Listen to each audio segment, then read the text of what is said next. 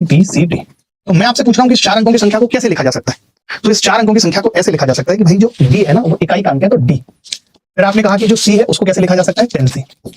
फिर बी को कैसे लिखा जा सकता है, आपने कहा 100 बी। फिर आपने कहा ए को कैसे लिखा जा सकता है, तो 1000 ए लिखा जा सकता है, 1000 ए लिखा जा सकता है। अगर तुमने ऐसे लिखा तो तुम्हें मजा आ जाएगा। कैसे?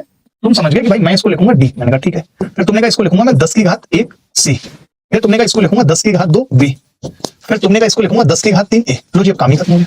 अब तो काम ही खत्म हो गया। अच्छा, 10 की कोई भी पावर हो, लाइक 10 की पावर n है, 10 की पावर n है और मैं इसे 11 से भाग करूं तो रिमाइंडर क्या आ सकता है? आपने कहा कि 11 माइनस 1 की पावर n बटे 11 है, यानी रिमाइंडर बच सकता है माइनस 1 की पावर n।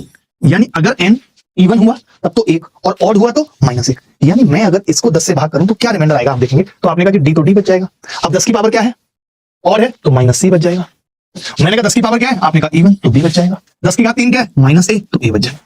यहां से इस रूल का जन्म हुआ है। हम जो आपको कह रहे थे अभी तक कि जब आप ABCD लिखते हैं तब आप ऐसा कर लीजिए, डी में से सी को घटा दीजिए और बी में से ए को, तो ये आ जाएगा जी b माइनस ए प्लस डी माइनस सी।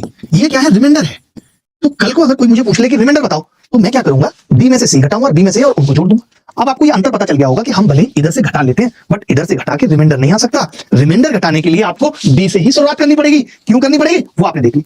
हम कह देते हैं कि यही रिमाइंडर अगर 0 आ गया या फिर 11 आ गया या फिर 22 आ गया तो ये संख्या 11 से डिविजिबल हो जाती है। लेकिन आज हम डिविजिबिलिटी की बातें नहीं कर रहे, आज हम बात कर रहे हैं रिमाइंडर की। तो आपको एक बात समझ आई कि जब भी रिमाइंडर की बात हो तो हम इस तरीके से घटाएंगे और रिमाइंडर देखो कैसे निकल रहा है। लॉजिक समझ में आ गया। 11 का डिविजिबिलिटी रूल भी यहीं से बना है। अब देखिए ये कह रहा है सबसे छोटी संख्या ज्ञात कीजिए जिसे इतने में जोड़ने पर प्राप्त संख्या 88 से कट जाए। 88 से कटने के लिए भाई साहब 11 से कटेगी या नहीं मैं पूछ रहा हूँ। इसी साल आया 2025 में कटेगी। आपने कहा 3 में से 7 गए -4, 6 में से 1 जाएगा 5, 9 में से 0 जाएगी 9, तो 9 में से 4 गए 5 और 5 10 आ गया। अब आप ही बताइए, इन्होंने कहा है कि 10 में क्या जोड़ूं कि संख्या 11 से कट जाए। 21 नहीं होगा, 33 हो जाएगा, 34 नहीं, 36 नहीं। एक ही ऑप्शन है, यही उत्तर है। दिमाग लगाना ही नहीं हमें।